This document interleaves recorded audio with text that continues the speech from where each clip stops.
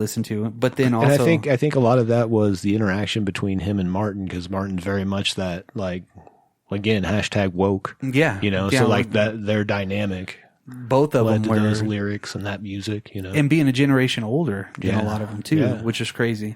So I guess 10 years you could really say a generation. Yeah, pretty sounds much. about right. Yeah, they were pretty much grown up by the time everybody else was born. You know, in the early 60s, late 60s. Right. So I mean, I was 10.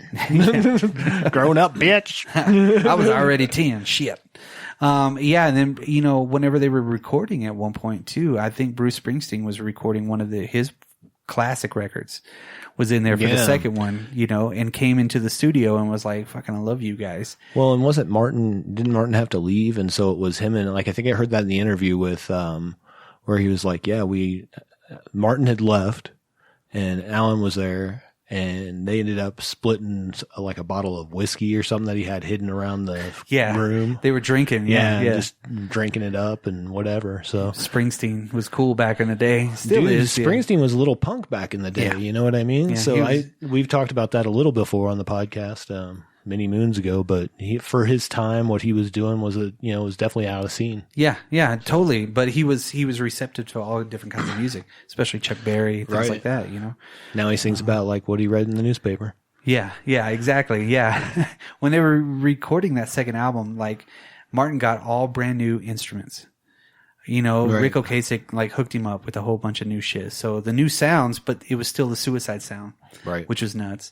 And then Alan was staying so far away from their recording process that he was bringing in lyrics totally brand new and fresh, Right. which are crazy. And I mean, most everybody from the record company was like, you need to go into more dance music and disco and shit. And they're like, that's not us. Right. You know, and they still came out with the Suicide record, which the second one is still great too. But it was just so, you know, you could tell that the production value had jumped. You know, they weren't sitting there relaxing. You know, they were trying to do something. Right. Not like the first one, you know. I think that this is where people find out when you go to a Suicide show, though, the lyrics are going to be different every time you hear them. Yeah. Yeah, because he's not going to bring up a piece of paper, write it on the wall and shit. No, hell no. Not fucking Vega. Well, you know, at this point, too, in 1980, they started releasing their own solo records, too. Right. Like Martin Rev was doing his solo records. And, too, you got to think at the time in 1980, that was big time rap time. Sure. You know, it was big time rap. So that was just about the time like all the Ramble Z stuff that we talked about earlier was happening. the pulse of the city was there in rap, you know? I mean, and it was influencing everything that was going on out there. So yeah, like Ramble Z and, you know, well, just all stuff the we talked about before. Yeah. But I agree. And I mean, and he, Vega came out with his first record too at that point, 1980. So, but they never disbanded throughout that whole time. No. They did a lot of solo stuff until 1988. In 88, they got together for A Way of Life, and that was another one that kind of, they had grown another 10 years almost, and whenever they went back into the studio, they were doing something new again. Right. You know, each one of their records is a different period in their life almost. The first two you could almost put together, but not really, you know. Right. It was more polished, if you could really say it was polished. And their first one was just down and dirty, fuck it, you know. Exactly. And then whenever they get to the 88 one, Way of Life, that was a little bit more polished, but at the same time, like, you know, I think they had already worked with Al Jurgensen. One of them did, Vega did. And Jurgensen, I think, was from Denver. You know, at the same time, or he was in and around Denver at the same time in the late 70s that like Jello Biafra was in Denver too. Okay. So they were all like kind of in that circle, you know, in the 70s, which was crazy. I read an article about, you know, Biafra being here. You know, I think he was like a Air Force kid or something like that. So, Gotcha. Yeah. So, you know, the influence had been growing, and then the Ramones were going out there on the road at that point too, visiting all these little places. So all the people that were into the Stooges were getting together at Ramone shows and being like, holy shit, fucking this is pretty badass. Right. So then, you know, Suicide kind of stayed there, and they stayed relevant, but they didn't really play a lot of shows at that point. Right. I think they came back in the 90s and did a lot of stuff, because you have a really lull period for Suicide, but yet the music was still there. Well, I was going to say that this album, the first song on it, Wild and Blue, as soon as I heard it, I'm like, is this a Nine Inch Nails song? See? Like 100%, I was like, oh, okay, I can see where they influenced a lot of different things with this. Oh, yeah. Industrial, punk, things like that. So 100%, I mean, that's an 88. And I'm not saying there wasn't already some sort of industrial punk probably in 88, but it all probably whittles back down to this band in the 70s. Oh, had you know to. what I mean? Yeah, those kids were young, seeing those weird records like that, Absolutely. getting into something different. Because when did Pretty Hate Machine come out? 90. See? So That's right. Yeah, so you got to think that Reznor was doing his stuff, Right. but then adding in the guitar parts to it. Right. You know? Well, and, Reznor's a genius. yeah. Who played on this album? Me. Yeah, everything was done by me. Every instrument, all the mixing, me. It was all me. They did have that lull in there. They didn't really play the big festivals like the Ramones were doing, or Dead Kennedys were still playing. Devo was still doing shit, Right. Everybody was doing stuff. These are all bands that have cited suicide as part of their inspiration. A or big whatever. influence, Influence, Well, along the early 2000s, they started getting more recognition. People started really paying attention to more of what they did, and that was almost 30 years after the fact. Right. Which again, kind of crazy. And Or it was 23 years. Math friend of the show. Math, not friend of Brock. You going to get math? Yeah, I hate you, Math. You don't know God. I hate you because of the way you are. I don't like you because you don't believe in God, Math. It's definitely not the reverse. Yes. So, yeah. Well, I'm looking at your sound effect board too because I'm wondering. Oh, wait. You can do that again. Oh, nice. Okay. So that's leading into the later part of their life.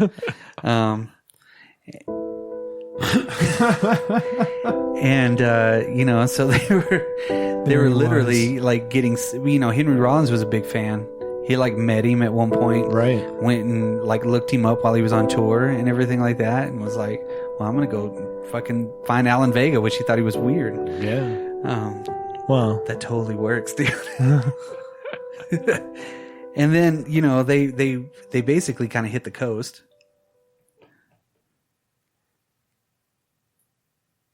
It's not working. they hit the coast. Oh. No. See what you did there.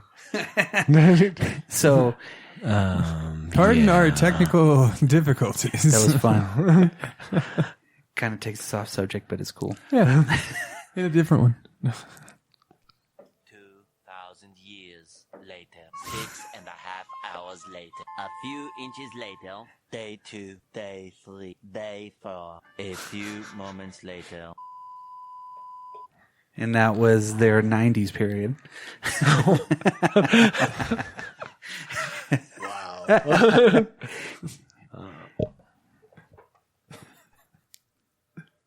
Just tell me. Oh. I'm going to edit this. An hour and 2 minutes. Hour and 2 minutes. Cool. Yes. So, I didn't realize that's what you were doing. yeah. Okay. Okay, That's back awesome. into it. So this leading into their later years is what you were saying? the elder years of suicide, which, Alan Vega had he basically had like a heart attack, and then he had a stroke, and then he had leg problems. And kind of towards the mid 2010s, that's kind of whenever he really couldn't walk, he couldn't do anything. So he decided to do other things. But they had released their last record in 2002, which was America, or American Supreme. Right. And that was the last thing that they did. And if you listen to it, the edge is not there anymore, but yet I think really you got to get more into it to really see a little bit more of that edge, because they had lived that entire life without the recognition. And kind of that's whenever people were like, oh, Suicide's still here? Damn. Right. They're still kicking ass. And they played their album, end to end multiple occasions. They got a lot of traction in France with a lot of things. I think the French really love Suicide, which is nuts to me. Because at first they hated them, so they actually ended up doing really good. Rev was always doing things on people's records, and he was guesting on things, soundtracks, all kinds of stuff. And you could tell, I mean, if you put the driving beats of, Suicide in any movie, you're going to know that something's about to go down, which is really cool. Well, after that, they get together. I don't even think, are they in the Rock and Roll Hall of Fame? I don't know the answer to that. I don't know if they are. I doubt it. Yeah, I don't think they are, but I think that if they do get up there, that's going to be like one hell of a fucking deal. They might be, though. If they're not, I'm sure they will be. Yeah. Well, since he died, he was 78 years old on July the 16th of 2016. He died in his sleep. I think he was listening to somebody's music at the time, surrounded by family and friends and everything. Oh, really? Yeah. I mean, he was doing so many art things. And I think Henry Rollins interview that I watched, he said that Henry Rollins basically made the announcement because he was really big friends with Alan Vega. I mean, like best friends. They would see each other all the time. He would hang out all the time. And he says, Alan was working on so many different canvases. He was going to see it. Well, somebody told him that Alan had died. His wife did. And he said, listen, you don't do anything anymore. I'm going to take over. I'm going to do the press release. I'm going to do everything for you. He was like one of my best friends. So Henry Rollins made the announcement that Alan Vega died. And in 2016, how many people died? David Bowie. There was a lot of people a lot of big musicians that passed away in 2016. Alan Vega was almost overshadowed by such a big amount of those people passing away. Right. But I remember hearing about it too, because didn't, George Romero die in 2016 too? I don't. He died on my birthday too. So two of my favorite freaking people. Everybody dies on Brock's birthday. Yeah. And I buried my grandmother on my birthday, which was crazy. Yeah. Aw. No, that's nuts. Oh, I mean, oh. Yeah. What day was that again? On July the 16th. Yeah. Also my mom's birthday. That's your mom's birthday too? Yes. Damn. See? I think we've had this discussion before, Yeah, but yes. Yeah. That's crazy. So I didn't want to say anything when you first said the date, like earlier, because I was like, I don't want to associate that with my mom's birthday. But since we're throwing it out there, happy birthday, Mom. Yeah. Everybody dies on your birthday. Yeah. Mine too. Love. But I mean, people started paying attention again, and Rev's been doing a lot of interviews. They did a lot of interviews in the early parts of the 2010s too, to where people were like, damn, let's sit down, let's have a conversation. They had the book that came out, which, like I said, I'm starting to read now. It's forwarded by Lydia Lunch.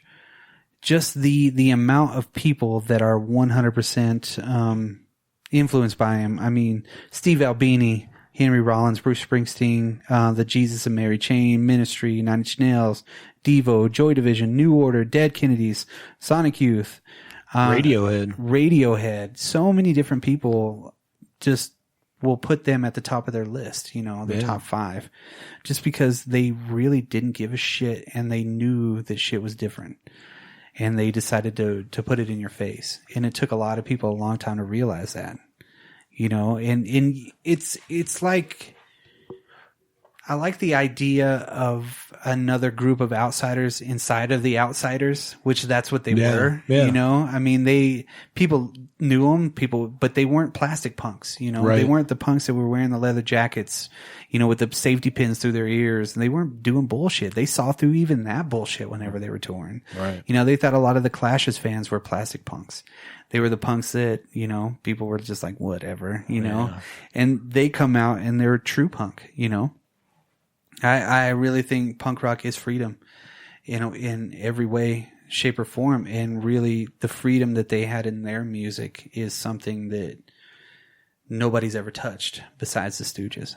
I put both of them up there. I mean, the Velvet Underground were really. I was getting ready to say, too. I know that was a big influence for them. Yeah, the Velvet Underground kind of did their own thing too. But when it comes down to, you put all three of those guys together, there's just those bands right there. To see a show with those bands in their original lineup would have completely change the world. Yeah. You know, just at one show. 100%, Because man. they really could. I mean, Well, I'll tell you one of the things that I learned from this. One,